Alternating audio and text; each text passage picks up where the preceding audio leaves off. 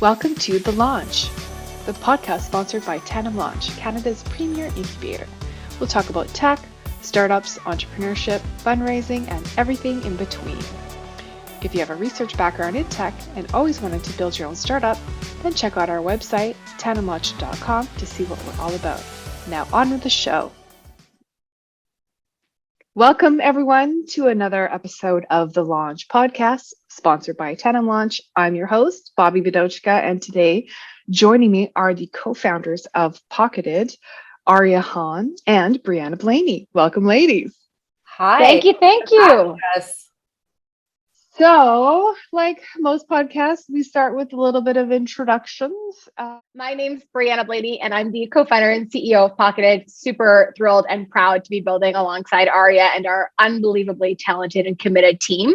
I have a background in building businesses. This is my third company, the second one that I've built with Aria. And it's the most mission purpose-driven company that I've built by far, and so easy to get excited about. We are eliminating barriers to entrepreneurship, which how do you not get behind that? So proud to be here today and looking forward to sharing a little bit more. Fabulous. Thank you, Brianna. And I know everyone hates introducing themselves, but Aria, it's your turn. Thank you. So I'm Aria Hahn. I'm Brianna's co-founder. I'm the CTO. I am absolutely proud to be working alongside Brianna. She has taught me so much and continues to do so. And like she said, our team is just fantastic. My background is in science. I have a PhD in metagenomics. That means that I work with DNA data on the computer. So absolutely nothing with a microscope or growing it. It's all technical skills.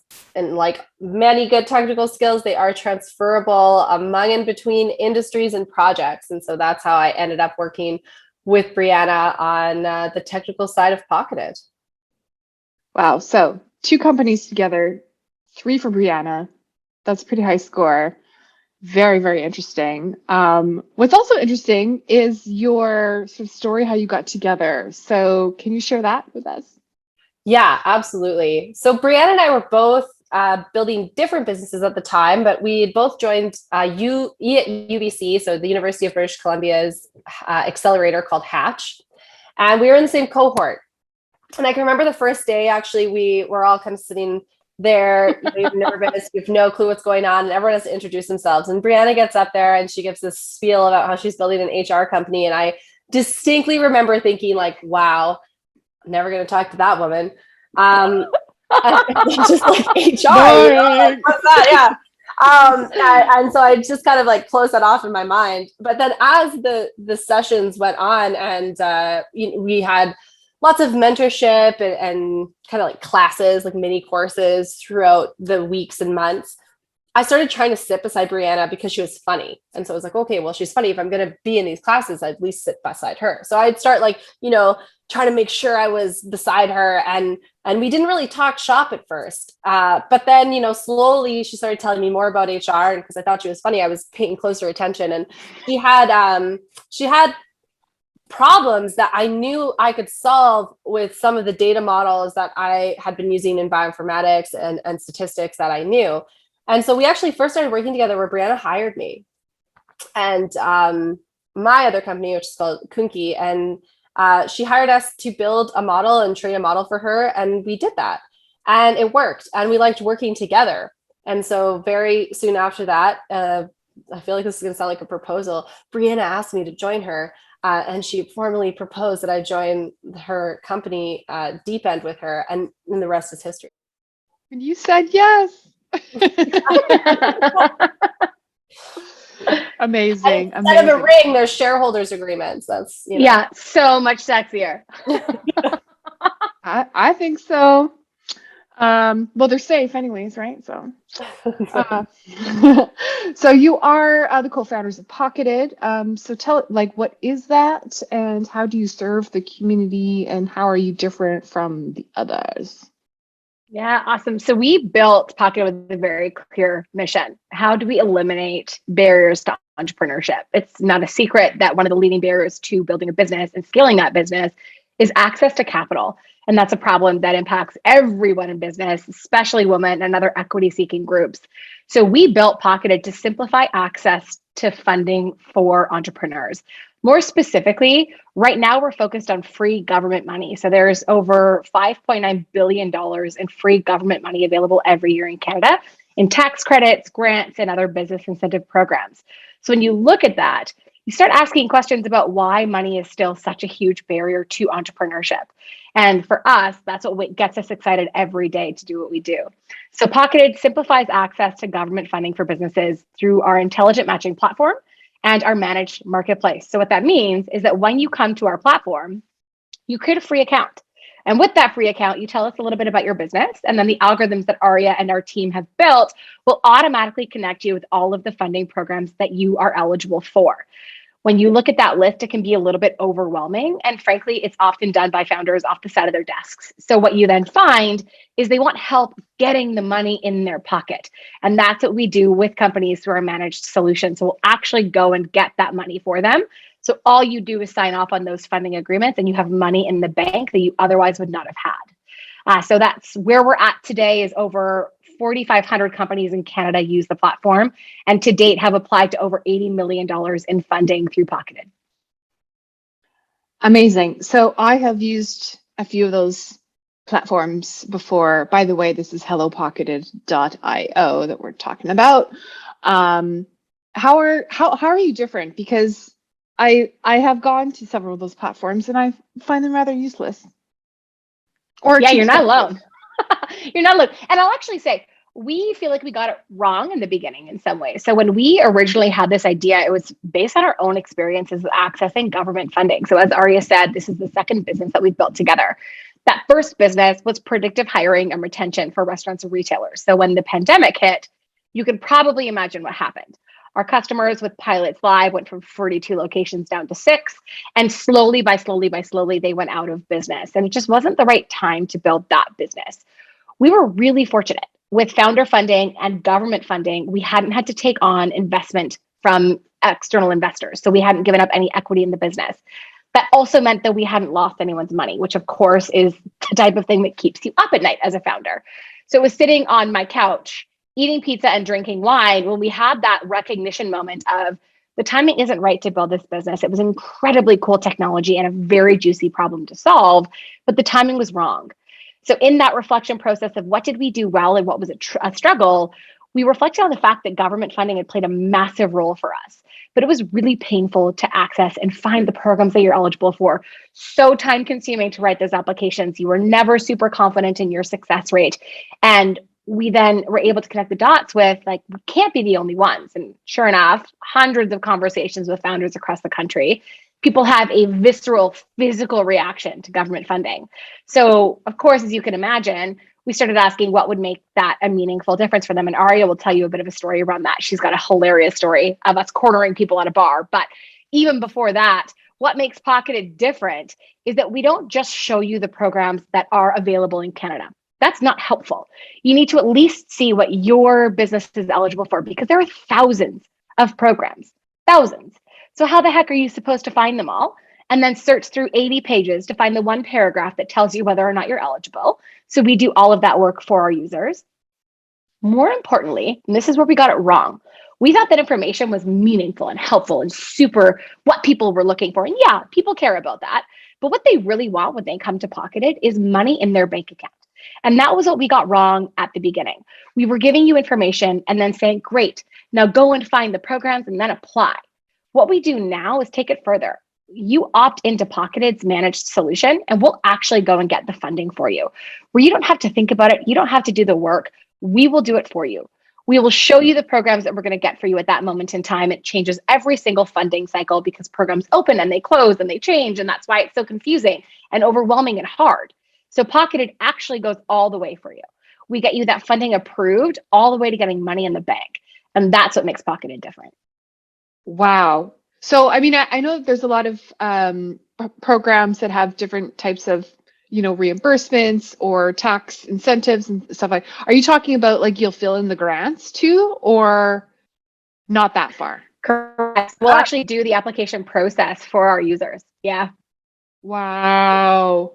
We'll actually fill it in for you, get it all done. All you need to do is press that final submit button, make sure everything looks good, just the final sign off, but we will tee it up, get it ready, send you an email, say press here, you press there, and it's done. And as Brianna said, like, you only pay us if you actually get that money. So it's totally risk-free. Wow. Wow. That's amazing. Okay. So that's super exciting. I'm going to tell the world about that. Please do. So I consider myself a feminist. I do a lot of stuff to help female entrepreneurs and different initiatives and things like that. You know, we did a podcast with the 51. I came to know you through the 51 is the feminist investment group in Alberta. Having said all that, you know, you know, we are in Women's History Month. International Women's Day is upon us. It's all I can do to get people to stop calling girls guys and to stop saying Happy International Women's Day. These are just like things that irk me in that world of things. So as a female-led company with a majority female composed team, what are your thoughts about sort of how society and social media is dealing with this female founder thing? And you can be radically honest here. Yeah. I like that opening. Yeah. So a really not polite but super honest approach to that is fuck that shit. And what I mean by that is we are done adding qualifiers to the fact that we are founders and we are CEOs and we are CTOs and we are leaders. We are done with that.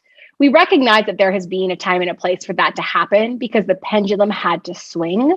So it swung so far that it drastically overcorrected.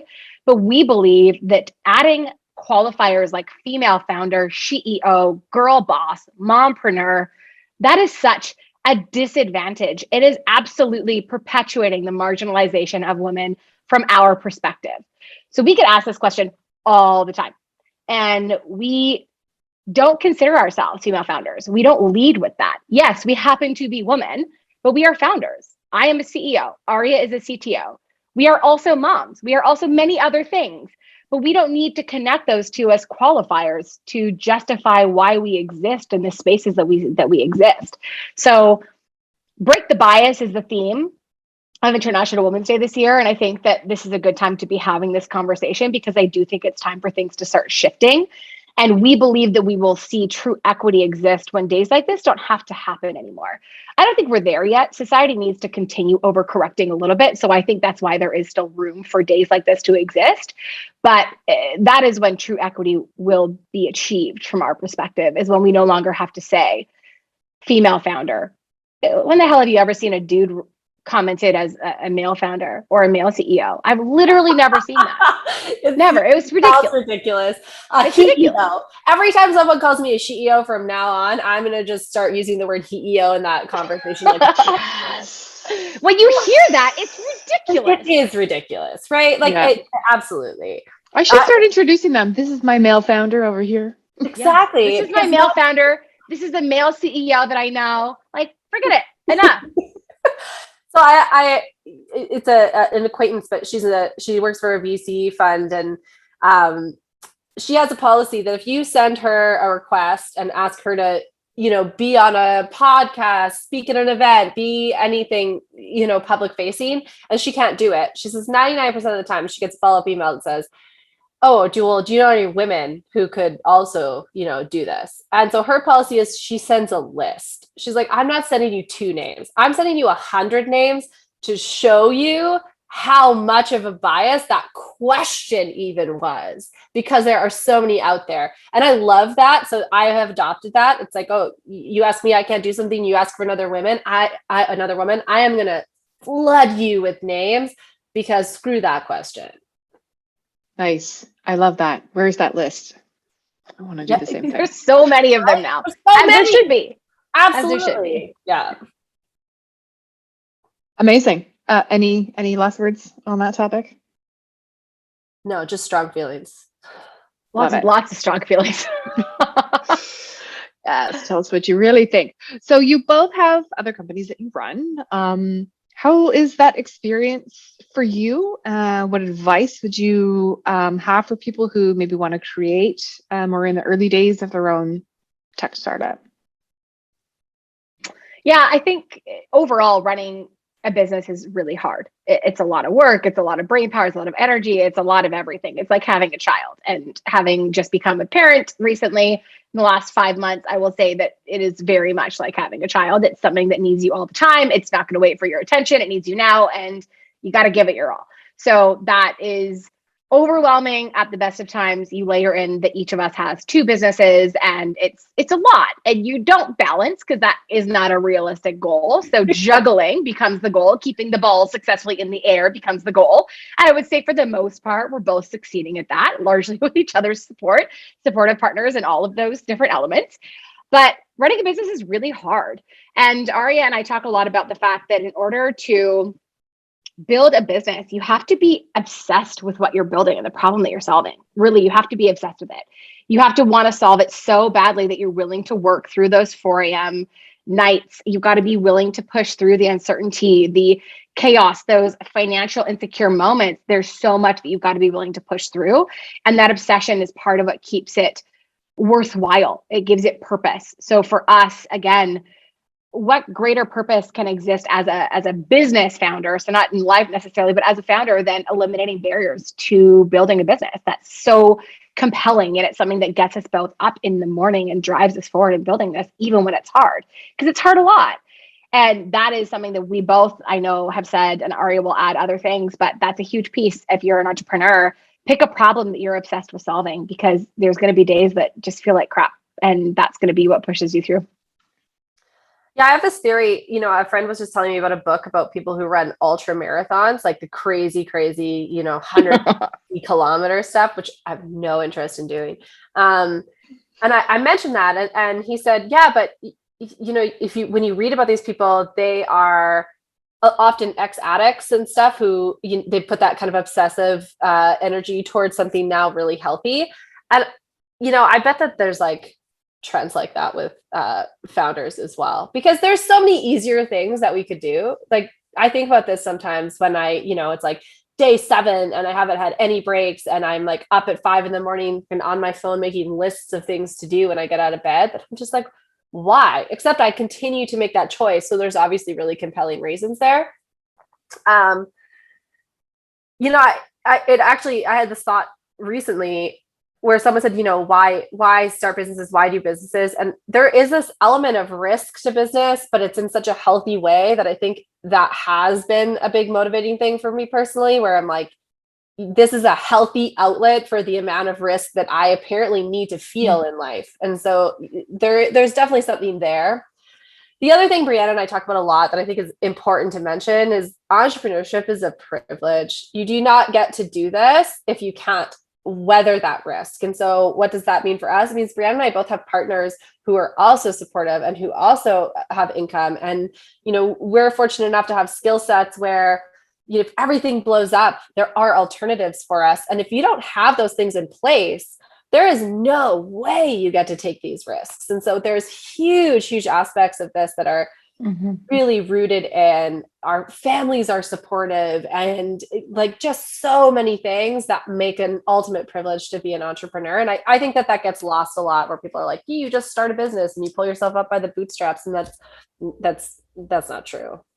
I think to Aria's point, it's so important to acknowledge that privilege piece, because you can be the hardest working person in the world, and if there isn't an element of luck and timing and opportunity, it doesn't matter. It takes more than that to be successful in entrepreneurship. And there is a huge amount of risk that goes along with that. So all of those things that Aria outlined, we recognize that to be true about our own scenario. And we think it's important that be more normalized than it is today, that it is a huge privilege to do what we do every day. And it's not enough to work hard. You got to be lucky too. Yeah, that's true. Everything's got to align in just the right way. I'm really happy that you said all of that, because I've asked this question in a variety of different ways to a variety of different people, and we haven't quite gotten to that point yet. I talk to a lot of sort of budding entrepreneurs and people who want to be entrepreneurs, and they have oftentimes is sort of disillusion about what that means. So I want to control my schedule and I want to be my own boss. And yeah, right. That's funny. Any 100 hours in the week you want to work, you got them. Yeah. Yeah. 24/7, all yours. Exactly. Exactly. And I mean, these days there's a real trend in it, which is a bit concerning as well. People see stuff on social media and then they think, oh yeah, I'm going to do that too. And yeah, it is very risky, and certainly having all the luck and the privilege and the support, there's a lot of key factors in there that help. I mean, there's a reason why 9 out of 10 startups fail. So yeah. But when it's good, it's good. And so there we go. Don't want to discourage people, but just eyes wide open, right?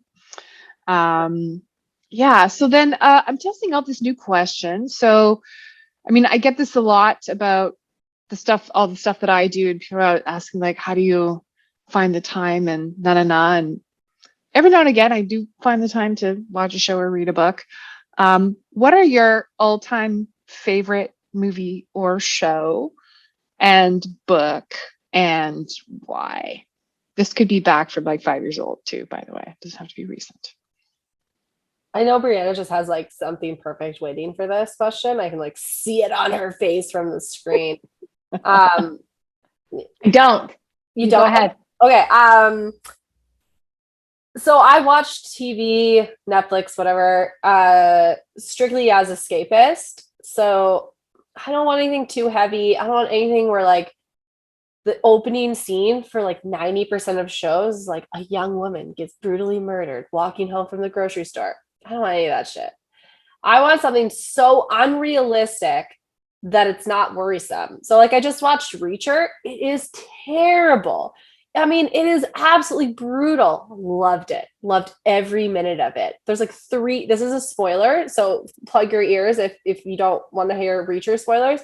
There's like 3 good people in the whole world in that show. And like literally everyone else is bad.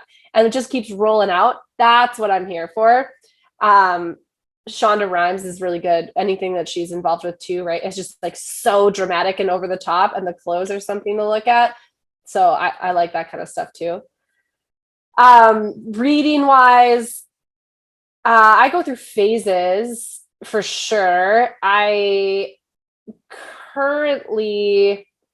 just finished, oh man, I'm going to forget her name. I can't even see the book around, but I like just finished it the other night. It was called School for Good Mothers. So I like to read things that are fiction. It's escapist. It's the School for Good Mothers is good. It's a kind of a different twist on the concept of The Handmaid's Tale, with less religion and more just like government oversight involved. So that was, terrifyingly good read. But I'm pretty open to the world of fiction generally. I am like Aria. I also like fiction. I really only read fiction because otherwise my entire life is consumed by nonfiction. So like 18 hours a day, it's all nonfiction. So when I'm going to read, it's going to be something good, juicy, and nonfiction. I still am an old diehard of Harry Potter books, the whole series. I've read them like at least 24 times. Love them. Proud to admit it. Zero qualms about that. I also really like the entire book series by an author called Daniel Silva. It's a spy book series, so I really love those. They parallel the real world, so I enjoy that about them. And in terms of shows, for me, it depends on the day or the week. But right now, I'm really loving the show Billions. It's a show that I've enjoyed a lot for quite a long time now, and I love how aggressive it is. It's aggressive. It's cutthroat. It's bordering on untrue, but it also seems somewhat true. So it's a great show. Love that show. It gives me lots of ideas of things not to do as a business leader, which is, always a worthwhile thing to learn. And also lots of ways that you could spend money if you had that life-changing amount of money. So love that show. Interesting. I tend to go for stuff on Netflix that has as many seasons as possible, because I don't want to have to go find something else. Like I just want to stick with something for a while, because it's really just to clean the mind from the day. They tend to be more crime, Breaking Bad's type of stuff, which I find interesting. I still haven't found, Tu Wong Fu, thanks for everything, Julie Newmar, and Eternal Sunshine for the Spotless Mind. I still haven't found a movie that beats those two. Maybe I'm aging myself. They're a little bit old. I think, but whenever you're picking a favorite show or like a movie, I think it depends on your mind frame at that moment in time. So right now, I love a lot of things that are background noise. So Billions is not background noise. You got to actually watch that show because it's very nuanced. But I will forever love shows like The Office and Schitt's Creek because you can sort of half listen, half watch while you're working and plowing through crazy deadlines, and it's just entertainment. So other shows like that depends on your context, right? But those are good shows for anyone here that's a budding entrepreneur that feels like all they do is work. Those are two of my faves. Yeah, I love Schitt's Creek because nothing happens. So good, right? Like, it's so good. It's great. That's exactly what I need. It's just like the super even keel. I know exactly what I'm going to get, and it's funny and Canadian. Yeah, that a little bit Alexis episode will go down as the best scene. It's so good. Yes. Love it. Okay, so ladies, you have the ear of our audience. Is there anything that you need? Do you want, obviously, adopters to the platform? Do you need investors, devs? What do you need? Let us know. Yeah, we are definitely excited to welcome more companies to Pocketed. As we said, over 4,500 companies in Canada use it today already to access free government money. So if you are an entrepreneur, you are looking for funding for your business, please come to Pocketed, hellopocketed.io, create your free account, use the referral code Brianna to unlock exclusive perks and benefits. ARIA. Brianna, BRIANNA, and you will unlock exclusive perks and benefits. Context around that, we have a bit of a contest running internally on who can refer the most users into the company. So you can pick anyone, but use one of our names. It's shorter. It's just 4 letters, ARIA. So we would welcome you. We look forward to helping you access money to grow your business. And if you want people to get in touch with you, investors or things like that. Yeah, they're welcome to reach out. They can come directly through the website. Again, it's hellopocketed.io, or they can email one of us directly. It's just our first name at hellopocketed.io. Amazing. We're also on LinkedIn and all. We're everywhere. All the places you would expect to find us, you will find us. Absolutely. Excellent. Okay, well, thank you so much for joining me, ladies. Really appreciate it. Bobby, great to be here. Thank you again for inviting us on. And thank you very much to our loyal listeners. Your time is always appreciated. If you're watching this on YouTube, please do hit the like button. And if you like what you saw, there's more where that came from. Subscribe and also share your thoughts in the comments below. You can also follow us on social media, LinkedIn, Facebook, Instagram, and Twitter. So ciao for now. Thank you for listening. We hope you had fun and gained valuable insights. If you like what you see and hear, hit the subscribe button, leave us a comment, share the podcast, and follow us on social media.